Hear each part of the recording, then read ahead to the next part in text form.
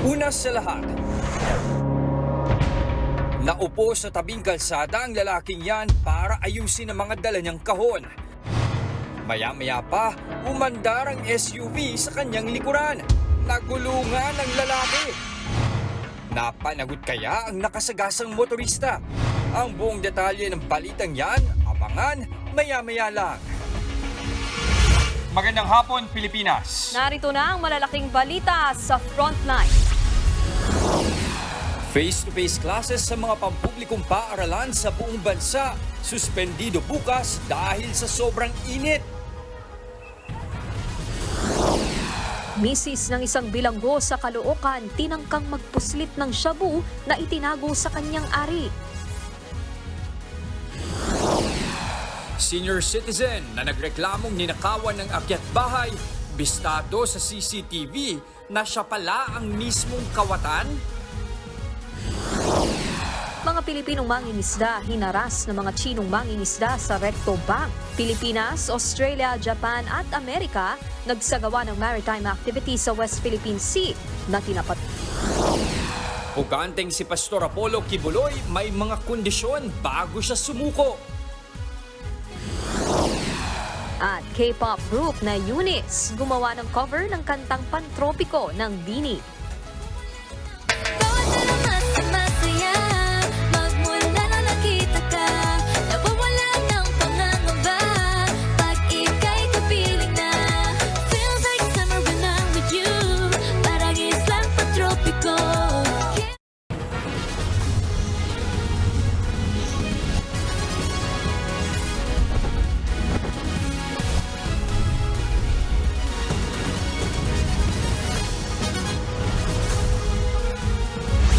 Mga kapatid, walang face-to-face classes sa lahat ng pampublikong paaralan bukas. Ayon sa Department of Education o DepEd, asynchronous classes o distance learning muna ang ipatutupad dahil sa matinding init ng panahon.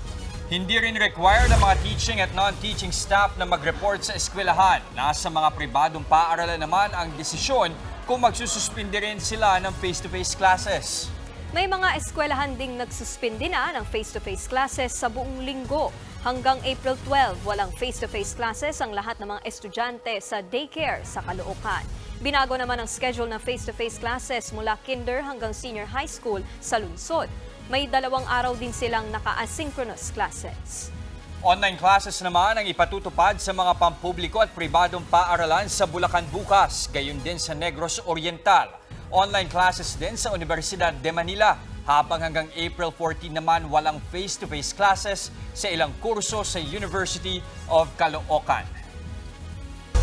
Kambyo na tayo sa ibang balita, patay ang isang lalaki matapos magulungan ng SUV sa Tondo, Maynila. Ang driver ng nakabanggang sasakyan biglang tumakas nang dadalhin na sa ospital ang biktima. Nasa frontline ng balitang yan, si Ian Suyu. Pansamantalang nakaparada ang isang SUV sa bahaging ito ng kalsada sa barangay 222 sa Tondo, Maynila, Biyernes ng hapon. Ilang saglit pa dumating ang isang lalaki at umupo sa harap ng SUV na tila may inaayos sa dala niyang mga kahon. May sumakay namang isang babae sa SUV at umandar na ang sasakyan. Dito na nagulungan ang nakaupong lalaki sa harap ng SUV. Nang masagasaan ng unahang gulong, hindi pa rin huminto ang SUV at nagulungan na naman ang lalaki. Hinarang ng mga residente ang nakabanggang SUV. Agad namang isinakay sa tricycle ang nabanggang lalaki para isugod sa ospital. Magko-convoy sana ang tricycle at SUV papuntang ospital, pero bigla umanong tumakas daw ang nakabanggang motorista. Pag-andar ng tricycle, sumunod yung sasakyan. Pero ang sabi kasi sa kwento is susundan ng sasakyan. Pero pagdating po sa may kanto is hindi na po sumunod yung sasakyan. So, in short, parang lumiko po. Agad binawian ng buhay ang 56 anyos na biktima na si Arnelio Sombilon. Dito nga sa eksaktong bahaging ito ng Yuseco Street nangyari ang aksidente. Ayon sa mga residente, madalas daw talaga dito yung biktima dahil nga ang trabaho nito ay pangangalakal. At noong pagkakataon na yon, nung Biyernes ng hapon, sinasalansan niya daw ang kanyang mga kinalakal bago siya tuluyang masagasaan. Nakaburol na ngayon ang biktima. Labis ang pagdadalamhati ng kanyang pamilya. Panawagan ng pamangkin ni Sombilon. Sumuko na sana ang driver na nakasagasa sa kanyang tsuhin. Nasaan man po siya, sumuko ka, kausapin mo kaming pamilya. Makipagtulungan po siya kaysa naman po maging wanted pa siya. Patuloy namang inaalam ng mga otoridad ang pagkakakilanlan ng driver ng SUV. Nagbabalita mula sa frontline, Ian Suyu, News 5. Arestado ang isang babaeng dalaw sa kulungan sa Caloocan. Tinangka niya magpuslit ng droga na itinago niya sa kanyang ari. Nasa frontline ng balitang yan, si Ian Suyu. Dadalawin sana ng 45 taong gulang na babaeng ito ang kanyang asawa na nakapiit sa Caloocan City Jail nitong Biyernes. Pero nang sumailalim sa inspeksyon, nakitaan siya sa kanyang ari ng sigarilyo at droga na nakabalot sa kondom. Lahat po naman ng visitors namin dito sa jail, subject for search. So itong female searcher namin, na-search niya, na-intercept niya na meron siyang shabu sigarilyo na inilagay sa private parts ng suspect. May room doon na private room. Sinesearch talaga, cavity search. Nakalagay sila sa isang plastic tapos sinisit sila ng kondom. Aabot sa 28,000 pesos ang halaga ng shabu na nakuha sa suspect. Ayon sa pulisya, posibleng ibibigay ito ng suspect sa kanyang asawa na nakakulong dahil sa illegal na droga. Hindi raw ito ang unang beses na may nagtangkang magpuslit ng droga sa city jail gamit ang ganitong modus.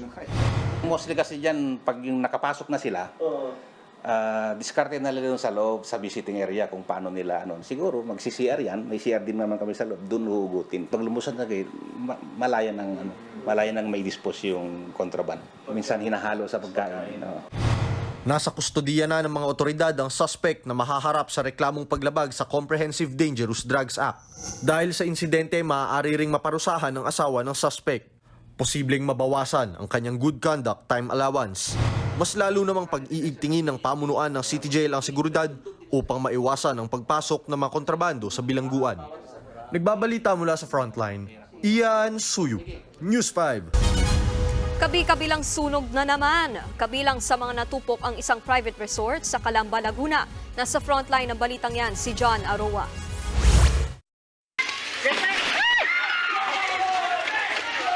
Nagngangalit na apoy ang tumupok kagabi sa isang private resort na ito sa Barangay Pansul sa Calamba, Laguna. Pasado alas 7 ng gabi nang sumiklab ang sunog. Nagsimula umano ang apoy sa sumabog na poste ng kuryente at gumapang sa katabing resort. Tumagal ng halos 1 oras bago naapula ang sunog. Aabot sa halos 1 milyong piso ang natupok na ari-arian. Wala namang nasugatan o nasawi sa insidente. Naglalagablab na apoy naman ang sumiklab kahapon sa bundok na ito sa Oslob, Cebu. Mabilis na kumalat ang apoy dahil sa mga tuyong damo at mga halaman sa bundok. Inabot ng kalahating araw bago idiniklarang under control ang sunog. Tinatayang nasa 70 ektarya ng bundok ang natupok. Wala namang nadamay na bahay. Sa Lucena, Quezon, isang junk shop naman ang nasunog. Pasado alas 4 kaninang madaling araw nang sumiklab ang apoy. Tumagal ng mahigit kalahating oras bago ito naapula. Tinatayang nasa 50,000 piso ang mga natupok na kalakal. Wala namang nasugatan. Inaalam pa ang sanhi na magkahiwalay na sunog. Nagbabalita mula sa frontline, John Arua, News 5. Abiso naman sa mga motorista walang number coding sa Metro Manila sa April 9 at 10. Araw ng kagitingan sa April 9, habang Feast of Ramadan naman sa April 10. Parehong idineklarang regular holidays ang mga araw na yan. Samantala, nakaambag tumaas ang presyo ng mga produktong petrolyo sa mga susunod na araw. Ayon sa UniOil Philippines, magmamahal ng hanggang 1 peso and 70 centavos ang kada litro ng diesel. Inaasahan din ang 1 peso and 30 centavos na pagtaas sa presyo ng gasolina. Dinadagsa ang mga public swimming pool ngayong sobrang init ng panahon. Ang Department of Health nagbigay naman ng first aid tips kontra heat stroke. Nasa frontline ng balitang yan si Brian Basa. Mapabata o matanda, enjoy na enjoy sa paglangoy sa public swimming pool na ito sa Caloocan City. Si Aldin, sinamantala ang kanyang day off para magpapresko. Medyo pagod kasi galing sa trabaho tapos mainit, kailangan ng pahinga talaga. Sa kabilang cottage, nagpapahangin naman ang pamilya ni Karen. Food trip ang pinagkakaabalahan ng mga matatanda habang nagsisilanguyan ang mga kasama nilang bata. maganda at saka yung budget po kasi namin is swak lang sa Di po kasi kayang pumunta sa mga private o beach. Sama-sama, masaya sila tapos safe naman kasi bukod doon safe nga kasi yung mga gwardiya. May mga nakabantay ding lifeguard para iwas lunod. Ngayong kanya-kanyang diskarte ang publiko kontra sobrang init, inanunsyo ng Pag-asa na may 7 lugar sa bansa na posibleng makaranas ng mapanganib na heat index o damang init.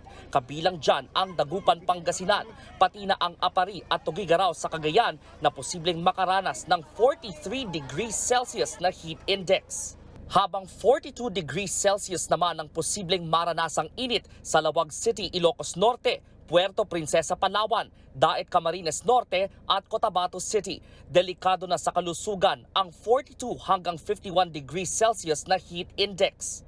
Posible na riyang makaranas ng heat cramps at heat stroke. May ibinigay na ilang first aid ang Department of Health sa mga makararanas ng heat stroke. Una, ilipat agad sa lilim ang pasyente.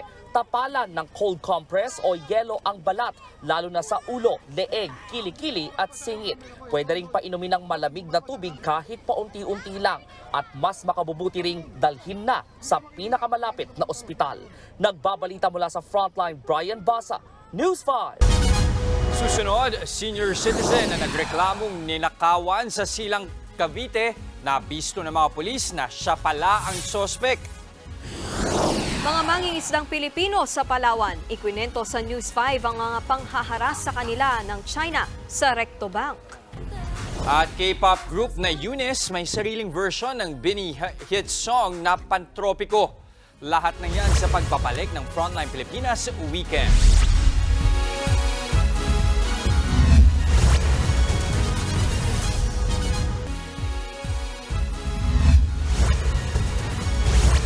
Nagsumbong sa mga pulis ang isang senior citizen na nabiktima raw ng akyat bahay sa Silang Cavite. Pero nabisto sa CCTV na siya rin pala ang magnanakaw. Nasa frontline ng balitang yan, si Brian Basa.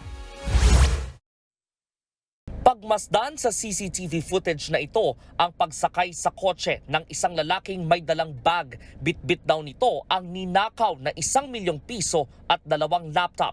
Ayon sa Cavite Police, personal na nagtungo sa kanilang istasyon ang di umano'y biktima na si alias Ferdinand, 62 years old. Pinasok daw ng akyat bahay ang kanyang tirahan sa Barangay Poblacion 3, Silang Cavite. Kwento niya, nangyari ang insidente noong April 3. Sa pag-iimbestiga ng mga pulis, nakilala nila ang kabataan at yan ay walang iba kundi si alias Ferdinand mismo. Nang busisiin ng mga pulis ang kuha ng CCTV, nabisto nilang si Ferdinand mismo ang nasa video na pumasok sa umunoy pinagnakawang bahay.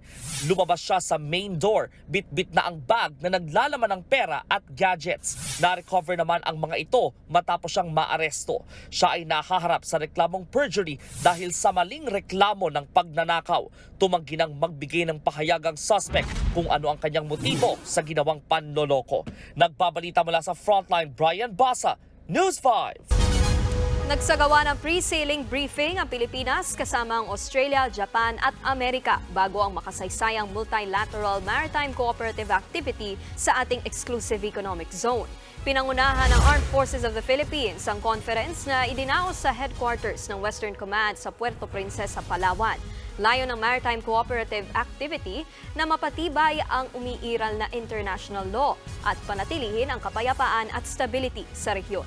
5 barko ang lalahok kabilang ang ating BRP Gregorio del Pilar at BRP Ramon Alcalas. Pero tila tinapatan naman ito ng China. Sa website ng Ministry of National Defense ng China, inanunsyo nito na nag-organisa rin sila ng Joint Naval at Air Strategic Patrol ng People's Liberation Army sa South China Sea ngayong araw.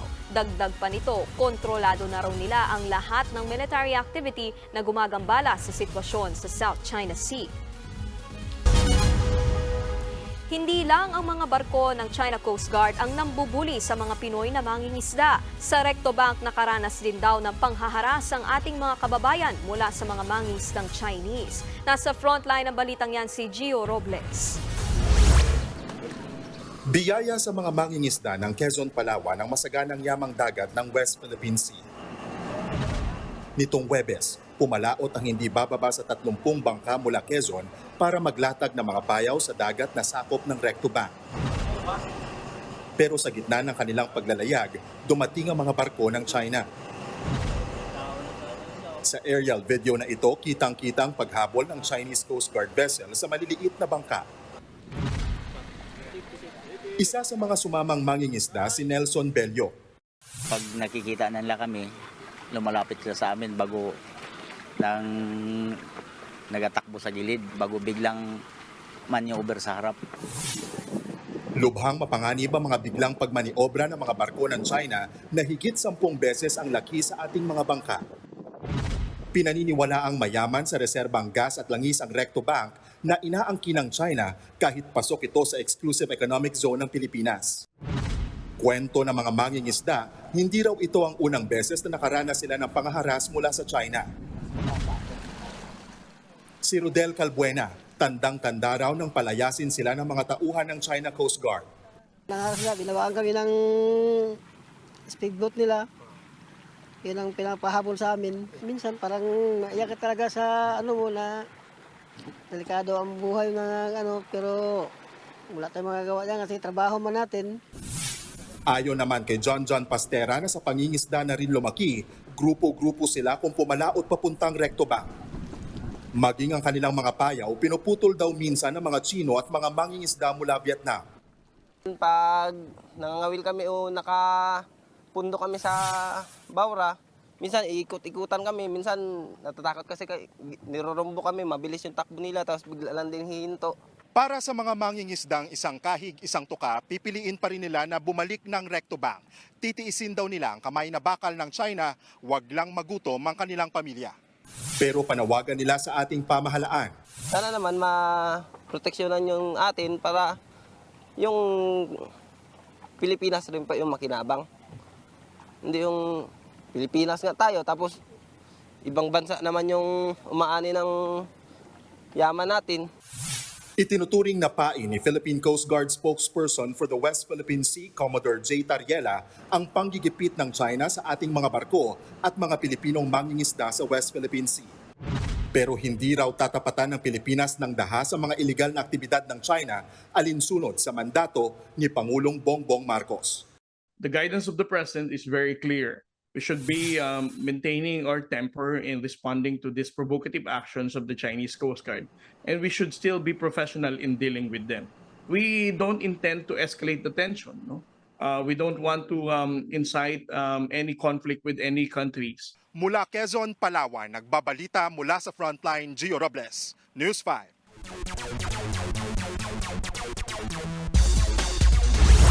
Nanguna sa 2024 inductees ng Naismith Hall of Fame ang mga NBA legend na sina Vince Carter at Chauncey Billups. Ang dating Toronto Raptors star na si Carter ay nakapaglaro ng mahigit 20 seasons sa NBA bago siya nagretiro noong 2020. Si Billups naman, na kasalukuyang coach ng Portland Trail Blazers, ay kinilalang most valuable player sa NBA Finals noong 2004. Ang kanilang husay kasama ng 11 pang basketball icons ay kikilalanin sa Naismith Hall of Fame ceremony sa darating na Agosto.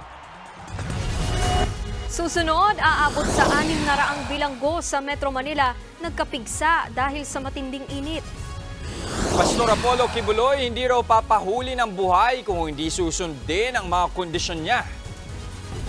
K-pop group na Eunice, astig sa Tagalog skills sa kanilang cover ng kanta ng P-pop group na Bini. Huwag kayong bibitiw, magbabalik ang Frontline Pilipinas Weekend.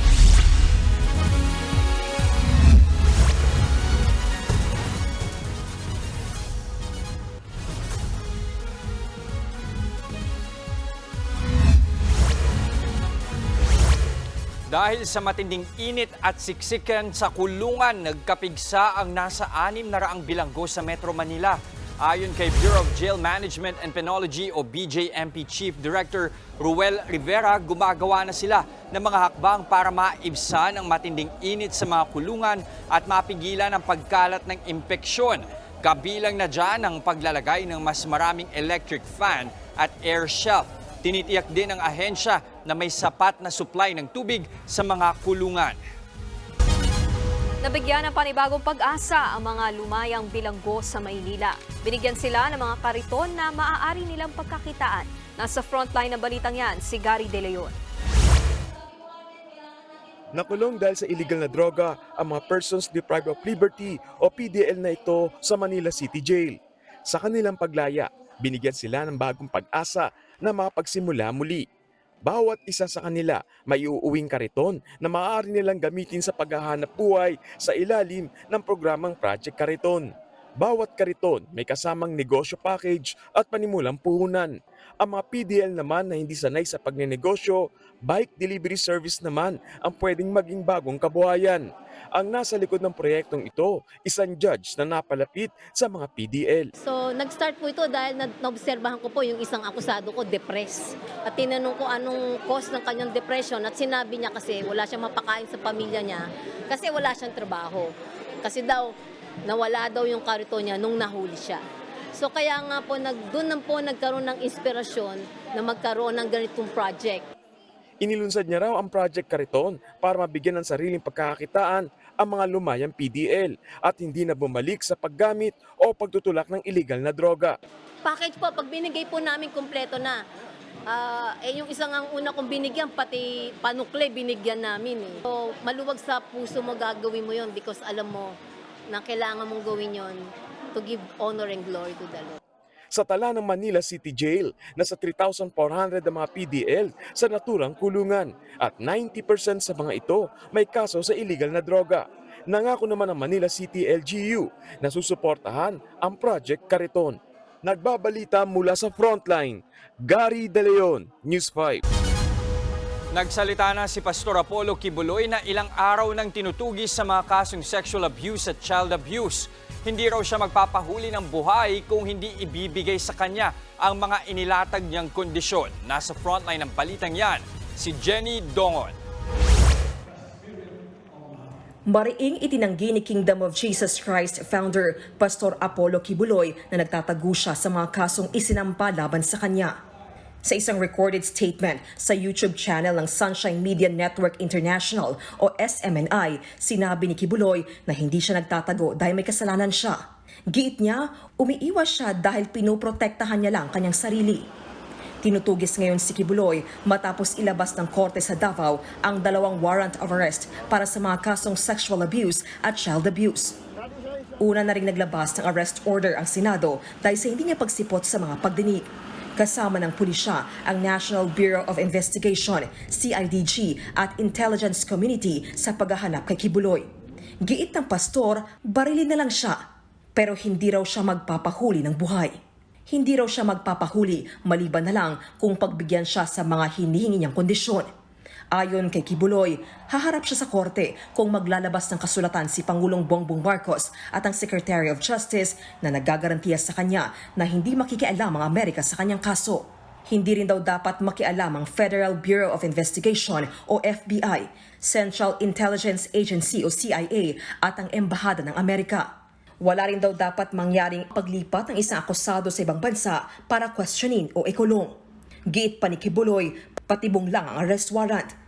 Ginawa raw bailable ang mga kaso niya sa Davao para lumitaw siya at magpiyansa. Pero naniniwala raw siya naghihintay ang Sergeant at Arms ng Senado para dalhin siya sa Maynila at ipaaresto sa US authorities. Giit ni Kibuloy, posible siyang ipadakip o kaya ipapatay lalo't mayroon siyang patong sa ulo na $2 million o higit 100 bilyong piso. 5 araw na lang ang natitirang palugit para humarap ang pastor. Kung hindi pa rin siya lalantad, ibabalik sa korte ang 2 warrant of arrest. Maghihintay ulit ng panibagong warrant o kung anuman ang maging desisyon ng korte sa kaso ng pastor. Nagbabalita mula sa Frontline, Jenny Dongon, News 5.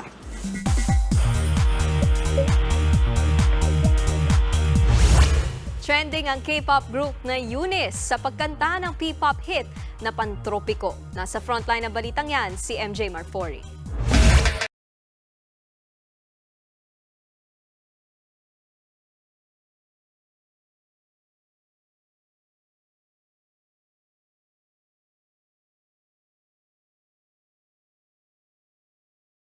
Pantropico goes K-pop. Trending ngayon ang pagkanta ng K-pop girl group na Eunice sa hit song ng P-pop group na BINI.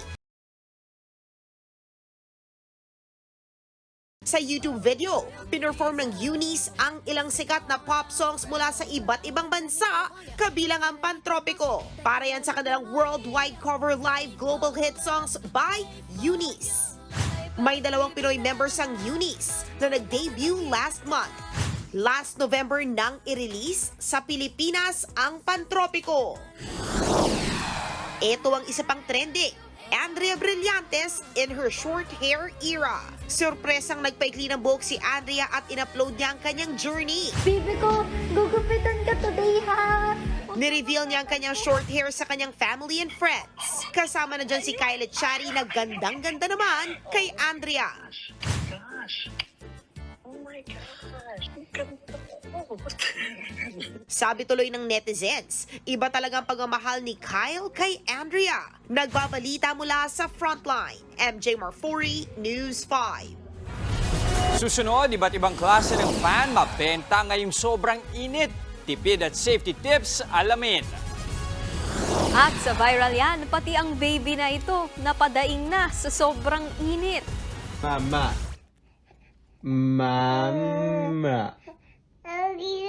Ay, ano yan? Tuloy-tuloy lang ang balitaan sa Frontline Pilipinas Weekend.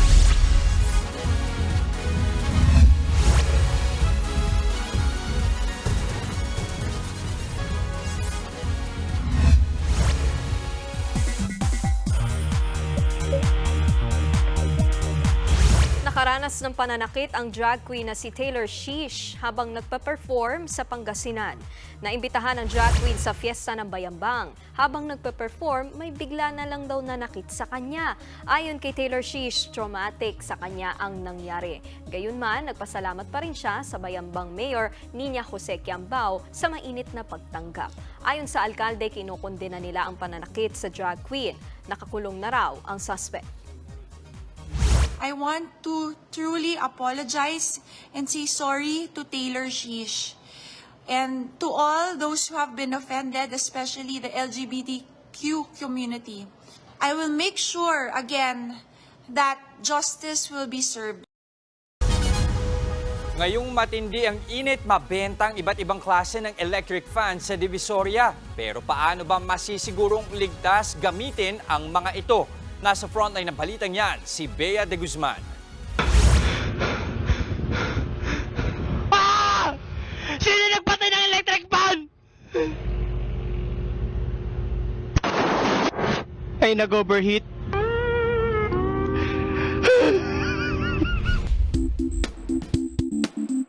Tag-init na mga kapatid, hindi pwedeng walang mga fan. Dito sa Divisoria, tumaas ang bentahan ng mga fan pagpasok ng Abril. Pinakamabenta, itong hindi na kailangan ng baterya. Tinatawag itong funny fan at ito ay manual. Kailangan ko. Para siyang pamaypay. Ito pwede ngayon to sa mga estudyante, hand carry lang siya. Ito, nakakaakit dahil may mga karakter. 80 pesos. Pwede na. Ang mga debaterya naman, naglalaro sa 120 pesos ang presyo. Pero teka, parang uso rito ang e-fan na walang takip ang LEC. Practical daw ito dahil mura na, tipid pa sa kuryente kahit gamitin buong araw.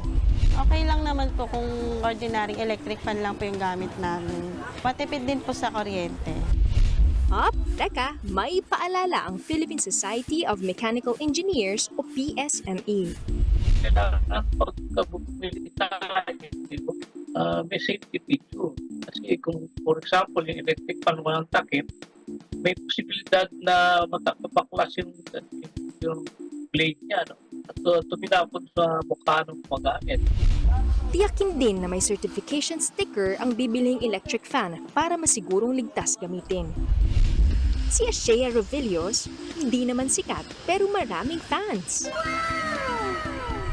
Ngayon, bawal walang may electric fan kasi baka mahimatay ka o kaya ma-heat stroke. Bawat sulok, may naka-ready na electric fan si Ashea at halos 24/7 daw na nakabukas ang mga ito. Binabawasan ko yung paggamit ng electric fan kasi yung bill nga ng kuryente, pero wala akong magagawa kasi sobrang init ngayon dito sa Pinas. May ilang tips naman si Sir Carlito para mas makatipid sa kuryente. Una, iwasan ang palagiang pag-on and off ng electric fan. May tinatawag na starting current, yung dagsaan ng kuryente para umandar yung motor. So yung starting current mo, pagka in-start mo, malakas yun. Magdodraw ng power yun. Kung may timer ang appliance, gamitin ito para iwas overheat. Pagpahingahin ang appliance matapos ang 3 oras na paggamit. At kung mainit ang hangin sa paligid, mainam na hindi nakatutok ang electric fan para hindi rin nakatutok ang init ng hangin sa balat. Makakatulong din ito para maikalat ang hangin sa inyong lugar. O mga kapatid, ngayong tag-init, tandaan, hindi lang sapat na presko. Dapat safe din. Bea de Guzman, News 5.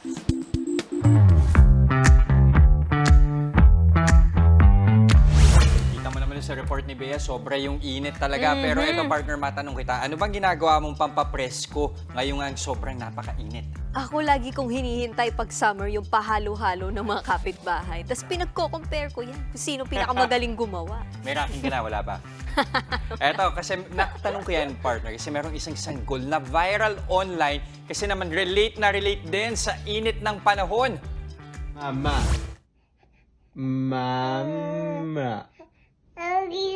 Ay, ano yan? Ano yan? Yan ang 3-month-old na si Baby Zach ng Quezon City. Mami sana ang pinapabanggit sa kanya pero ang first words niya, ang init. Ayon sa parents si Baby Zach, hindi pa bukas ang aircon sa kanilang kwarto nang makunan ang cute na video. Aliw na aliw ang mga netizens kay Baby Zach. Ay, ano yan? Mama. Yan, init nga din naman talaga. Pati si Baby nagreklamo Hindi mo siya na. masisi. O mga kapatid, bago ang lahat ha, meron tayong bagong aabangan pagkatapos din ng Frontline Pilipinas Weekend. Habang nagpapalamig kayo sa mga bahay nyo, manood kayo Kapatid Mo, Idol Rafi Tulfo pagkatapos po yan ng Frontline Pilipinas Weekend. At yan ang mga balita mula sa Frontline ng Pilipinas ngayong weekend. Mga balita at impormasyong para sa may alam at may pakialam. Ako po si Nikki de Guzman. Kami ang inyong mga kasangga sa pagbabalita. Ako naman si Jess De Los Santos. Magandang gabi, Pilipinas.